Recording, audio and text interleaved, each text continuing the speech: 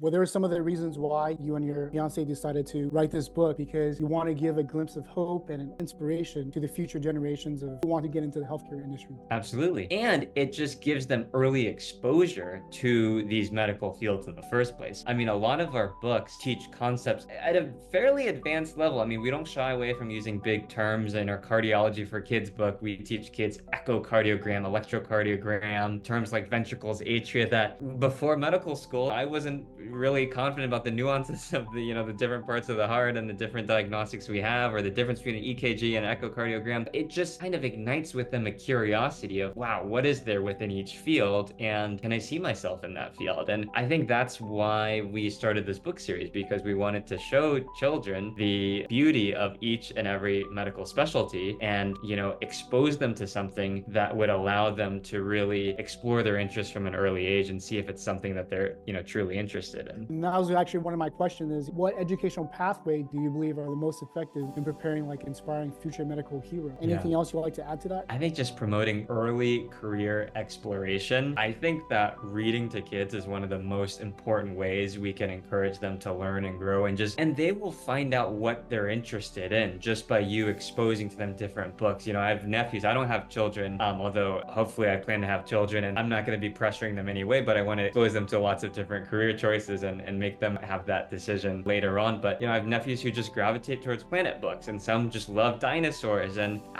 allow your kids to sort of guide interests, but give them menu and allow them to really explore what excites them the most. Parents, if you guys are listening, where Dr. Pham talked about is give them a menu. Don't just give them one set of books, right? Because, you want to give kids choices, and by having choices, they'll be able to pick what they love, and what they love will kind of form into what they're passionate about becomes purpose, and that purpose later on will serve so much more in life. See, Exactly. Dr. Pham nodding your head. What legacy do you hope to leave in the medical field? How do you think we can inspire future generations of medical heroes? Because, as statistics shown, like, I think it was 150,000, 160,000, short in the next couple of years in the medical industry, right? Yeah. So we don't have enough. Healthcare is on a rise, and we don't have enough physicians and nurses and all these people to help facilitate. So how do we help inspire future medical heroes, really make a change in our medical society? In my role, I think there's three ways that I can make a difference and sort of inspire future generations of doctors. And they sort of have to do with what I feel as my responsibility as a physician. So excellent clinical care, focus on education, and the last is research. And these are three things that I've been very much involved in. I mean, the first is just taking excellent care of patients and having great bedside manner, making sure all their concerns are held, being a great surgeon in my case, and,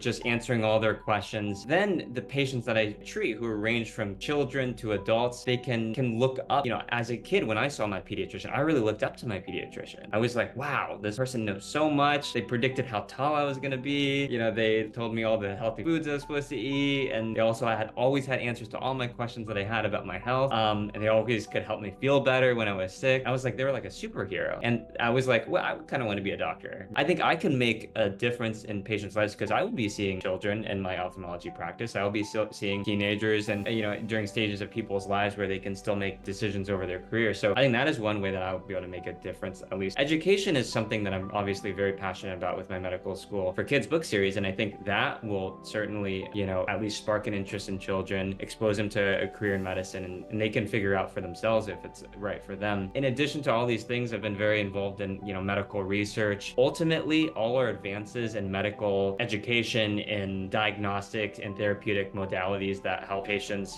figure out what illnesses they have and how they're treated, come from research. They start in basic science research labs, and wet labs, and then they move on to clinical trials, and then they get, they go through randomized controlled testing, and then they go into the market. That's something I'm really passionate about, and just seeing all these advancements, I think, has inspired me to pursue medicine. I think for some people who are really interested in that aspect of medicine, that can be inspirational for them too. So I think that's like sort of the role that I see myself playing, at least inspiring the next generation of doctors. But ultimately, it's the person who's making this decision and seeking. I would just encourage anyone who's considering a career in medicine to seek out mentors. I think that's a big opportunity, and talk to them and see what their day-to-day is shadow them, volunteer for a hospital. I did a lot of that, and I could just really see myself in the shoes of all the mentors that I worked with. And it's been an incredible experience ever since. We talk a lot about understanding pattern, right? So the three things I always talk about, if you want to help your children to succeed, you need to teach them three things. Number one is to be able to recognize patterns. Number two is be able to use patterns. And number three, able to create new patterns. So basically what everything you talked about was, if you like your child to get into, or your child is interested in to get into the medical field, put them in the right environment. And it starts with, something like reading, Dr. Pham's book, to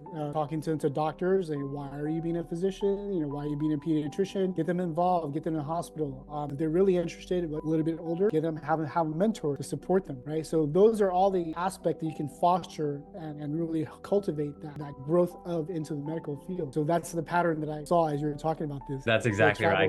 I couldn't have said it better myself. That's exactly right. Give them a menu, provide early exposure, let their response sort of guide your next steps. If they're like, I was in the hospital, or I really don't like the cardiology, I don't like any of the medical school for kids books you got me, but I love, these other subjects, then, pursue that approach. And, Betty and I have even talked about, our kids, are we going to pressure them or even though we absolutely love our careers in medicine and we would do it 100 times over if we had the chance, every child is different. Everyone has their own passions. Everyone has their own interests in life. And I think just giving the opportunity for them to explore, just like sports, I really liked soccer. Kids might have different. I'm going to enroll them, hopefully expose them to, 5 or 6 different sports, and I'll let their interests sort of guide what the next steps are. So I think that's very important, to really let the child take the lead, but you as a parent are responsible for at least showing them things that they would otherwise, not even know where to start. And I'm so happy to hear all of that. And we really appreciate your time and all your dedication. It's not easy what you do. So from our hearts to your heart, and your fiance, Betty, as well, we want to take a moment to thank you for your dedication to society. Absolutely. Thank you so much. That's very kind of you, Alan. Thank you for putting this podcast together. It's incredible work that you're doing, sharing all this knowledge with parents, all around the world. So this is really incredible. And thank you so much for having me. And also, Dr. Pham, where do we find your books? How do we get to know you?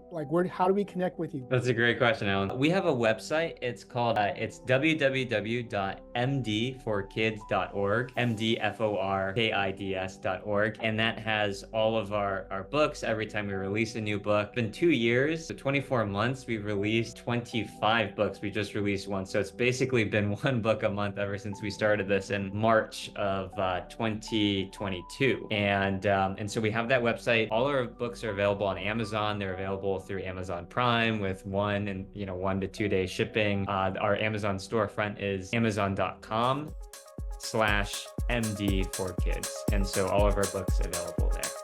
So until then, live purposely, love passionately, and be the most remarkable parent that you're meant to be. We'll see you next session.